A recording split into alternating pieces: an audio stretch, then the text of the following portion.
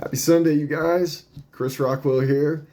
Me and my dog Bradley and my other dog Sailor hanging out in the office and enjoying me wearing old lady glasses. I drove over my old glasses and my friend Lisa had some leftover glasses that her 94-year-old mother had. So it also goes to show how bad my eyes are too. So anyway, hope you guys are doing good. I've been having some interesting days, man. You know, today's topic, as I was thinking about some things, as I'm transitioning through some unwinding one business and starting some new projects, and it's always a little. I'm kind of manic, kind of. I'm a manic personality anyway, but typically, but when things are in significant change, you know, I swing a little. That pendulum swings a little farther to the right and the left and up and down. So, you know, I have some crazy moments. I think a lot of us do. There's these moments, you know, that are just feel like there's just no answer to it, and it's just so frustrating and so beyond frustrating. It's like, at least with me, man, it's like rage. You know, if I start to really dive deep into a rabbit hole on my life and the mistakes I've made and I can take myself into a bad place real fast, and it's more because of the way that I think and my conditioning of how to think, from early on. So changing those behaviors and changing kind of like my whole sense of purpose and direction and all of that to really get down and dirty with the change and really improving my life, as far as trying to find some peace beyond, anything else. Worldly achievements just don't cut, they don't cut it.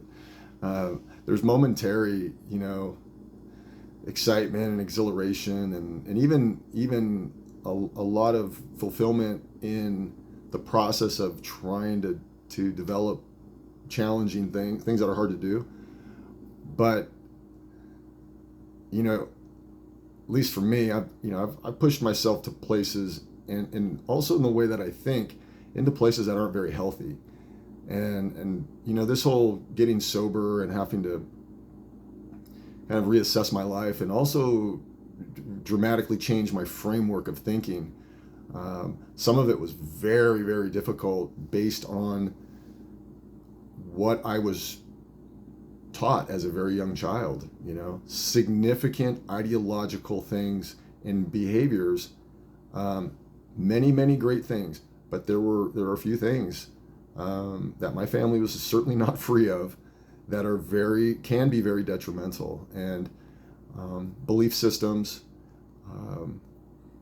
and just some of the stuff that we all carry on down through the lineage of our families.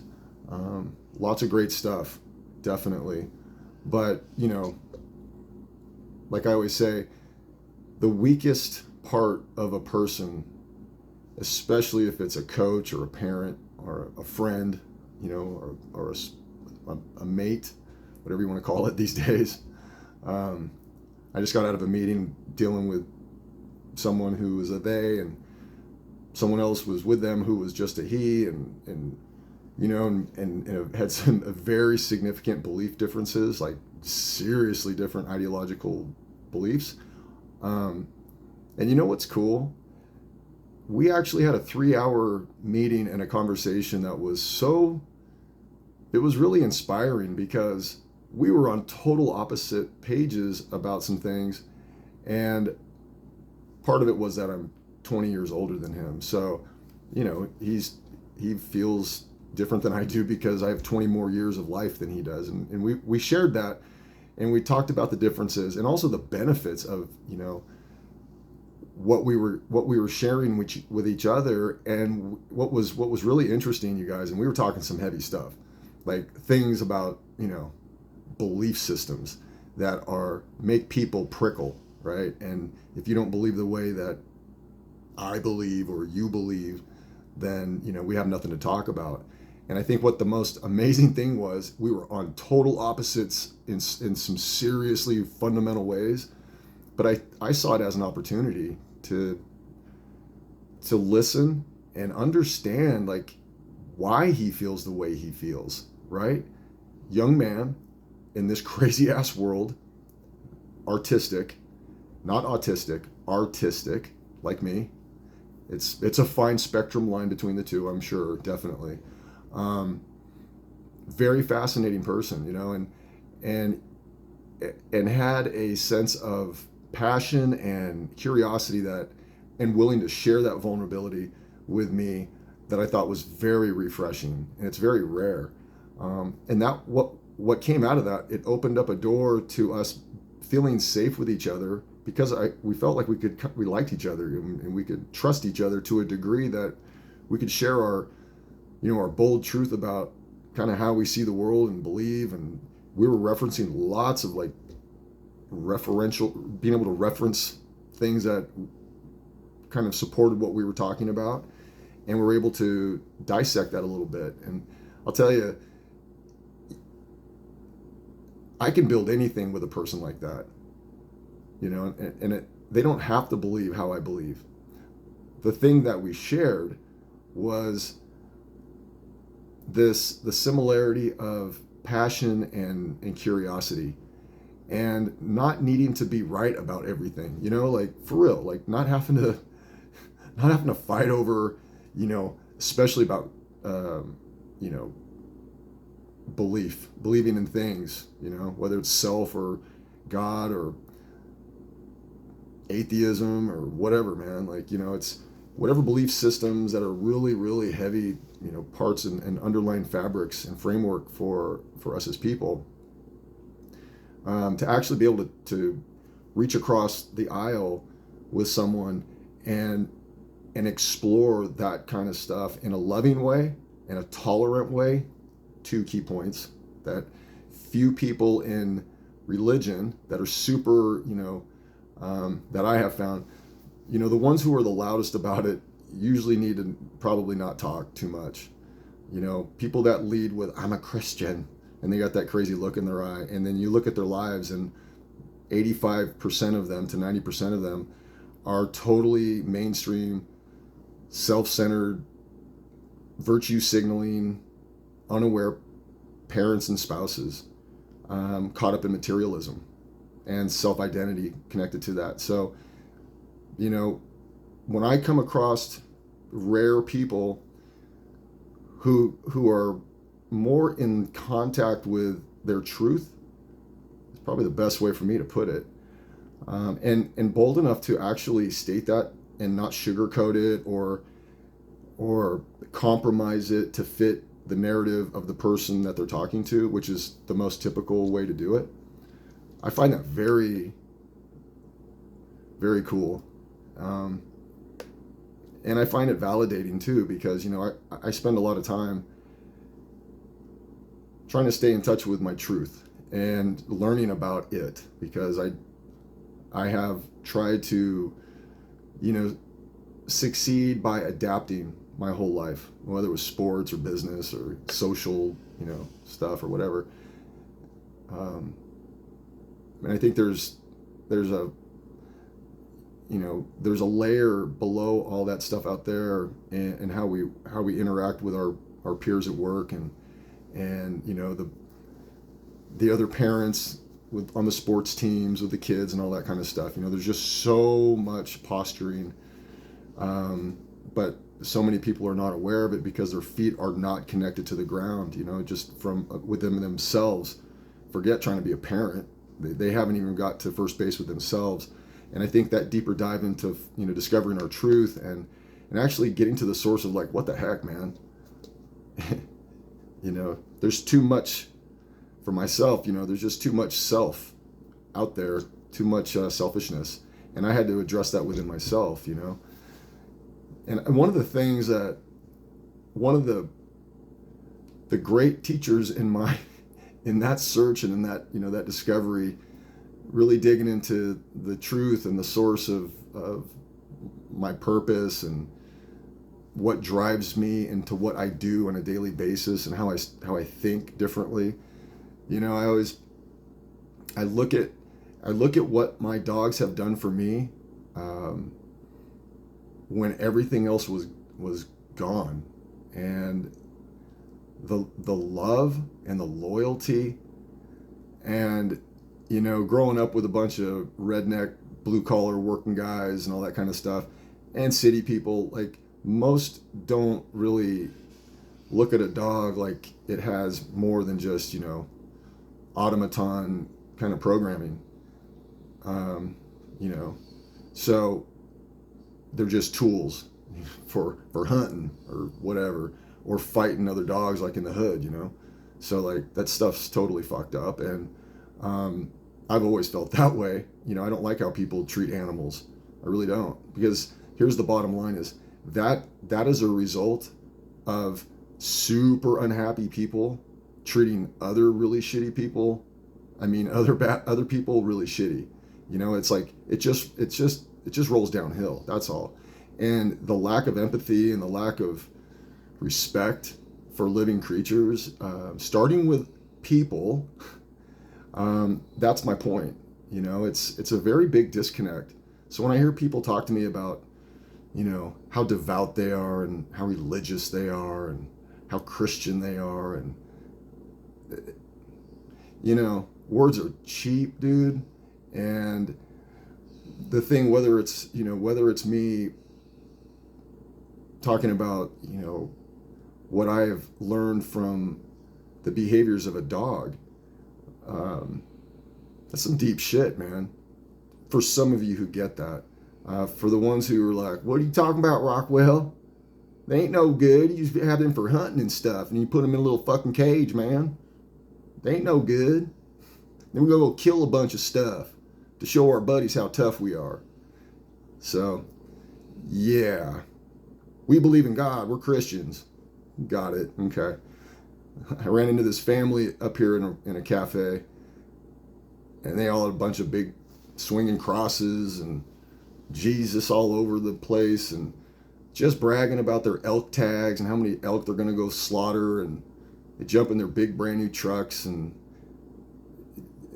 everybody's on their phones and just doing just out of their necks, man, out of their necks. And it is, you know, if for those who think that that is somehow attractive, and like that's going to attract worthy people to a better way of living, like that's crazy, dude. So, you know, I think I've gained much more wisdom from dogs. Like, I'm being serious. So, like, that's my point. And obviously, there are a lot of people and good humans, especially in my tribe, very few, because very few exist, that are actually led by something beyond themselves on a daily basis. And that's what I study. That's who I learn from. It's not all these big talkers, you know, who are absolutely, some just totally hypocritical. You know, I've been a pretty good hypocrite, but trying to use like God and Christian and money and power, to justify poor behavior and treat other humans and creatures like they're just trash. I'm not cool with that, and it says a lot about a person to me. You know, so, you know, be kind, man.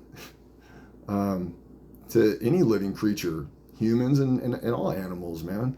Have some, you know, like that's a starting ground for some kind of decency. Otherwise, we're just watching, you know, watching NFL today, and I'm not, but watching NFL games and watching these advertisements and making sure y'all believe that you're an American, and you just think that way, and then you can go have a six-pack after work and treat your family with a little bit of attention and get back to your self-obsessed world, like, you know, with you leading, you know, with ourselves leading with all of our desires, you know, like, so we can look great to the world. Like, I see so much of that. It's crazy town. It's very distracting and distractive. So I think that's why I spend a lot of time, you know, with a few good people that are healthy in the sense of like they actually have the time and space because they're okay with themselves and they give on a daily basis. Just try to live a good life. That they actually want good things for other people. And the older that I've gotten, especially with some of the things that I've tried to do and bring into the world, I've been very shocked at how, especially with certain groups, how like negative and resentful and bitter they are and judgmental and just when their own lives are absolute disasters, So um, I'm holding myself to a different level in the sense of me, really judging myself carefully on a daily basis and and it all starts at, am I treating the people at the closest circle, in my closest circle? Am I being a good person? Am I being good to my friend Lisa? And am I being good to my dogs? Because they're good to me, man. They're unconditional to me. They protect me. They love on me and nurture me. You know what I'm saying? Loyally, with no ulterior motives. And that's something beyond self, is my point. So,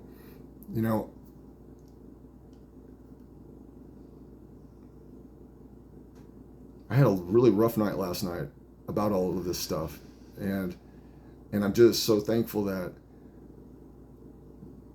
that I crashed so hard, and was forced into a state of recovery and sobriety and an opening up to being willing to accept some things that I was completely would never thought I would be able to accept and change my perspective and thinking so dramatically. But what that has done one day at a time is it gets me out of myself. So I'm thinking about how can I benefit these wonderful creatures instead of how can they feed me all day long so I feel okay. It's a very different mindset. It's not it's not a parent mindset. Don't get that twisted, you guys. Just being a parent by the fact that someone got pregnant and has kids and then you stay together, that doesn't qualify a blue ribbon of any kind. So like I'm not that's not what this is about. This is an individual effort and perspective journey. And then people, if they're healthy, can come together and have healthy children and make them a priority. The percentage of that in this world is less than 1%. Okay, so a little humility amongst the parents too, it's a bigger, there's a bigger thing out there. And all I know in terms of my own sense of the world and my own sense of being and what my truth is, what I was expected to discover as I was trying to get sober and survive was that critical. It wasn't, I think this Sunday I'm going to go to church and tell everybody I'm a Christian, and then the rest of the week I'm going to fuck it off and lie and cheat and deceive and avoid my kids and act like a big shot coach or some shit like that, or a big shot dad when that's not. It's like the consistencies are so dramatically, and the contrast of a good human being is so rare, man. Like I'm just so glad I have, as a stumbling around human being that I can be, I'm so thankful that I have worked really hard, you guys, to understand some things about what was wrong with me as far as like what was really holding me back, and some of those just terrible hooks in me that I couldn't psychologically change until I had a very, very different kind of perspective change, paradigm shift as they call it. It's one day at a time though, in terms of, I hear too many people say, yeah, now I'm saved, I believe, or I believe in all kinds of crazy shit. Believe me, man, I hear people telling me they're devout to all kinds of stuff. especially in the art world that I'm in.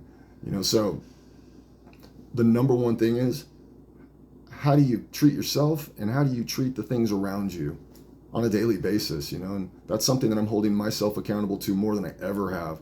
The thing that I wasn't treating very well most of the time was myself. I put a lot of effort out to like try to give good love, you know, and positivity to the people around me the best I could. The closest one usually would suffer, like the girlfriend or the wife, but and I've learned some really hard knocks from that, you know, to have to change behavior. But just as a person, that's been my natural thing. Is just I like people. I like to give. The problem is I didn't know the right way, and I really didn't respect my own truth of who I really was. So I was too, you know, just trying to adapt and be agreeable too much, you know, instead of really having the courage to be me. So anyway, you guys, hope you have a great day, and whatever you're into watching, you know, enjoy it. But just, you know, pay attention to the programming during the NFL game, and the advertising, and study the fragmentation, study the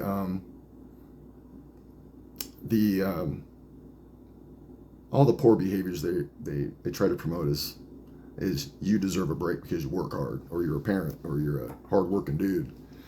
Yeah. I won't be partaking in that today. Drives me nuts. It's fake, it's terrible, and it's divisive. So that's my take. So anyway, I'm gonna enjoy my dogs. I'm going to let the people in my life know that I appreciate them when they're there for me in really tough moments. Like last night was a tough night, man. And I had people around me and my dogs that, you know, that helped me through it, made me feel better, and I slept good, you know. Like that's all that matters. When I was sitting there, you know, after feeling pretty messed up, and I was just looking at these creatures sleeping, and you know, and I was like, life is good, man. So I got a warm bed, and people that love me, and dogs that love me, and I can love on them, and it feels really good. So if I'm thinking that way, you know, the right way. Anyway, you guys have a great day, and I'll talk to you later. Bye.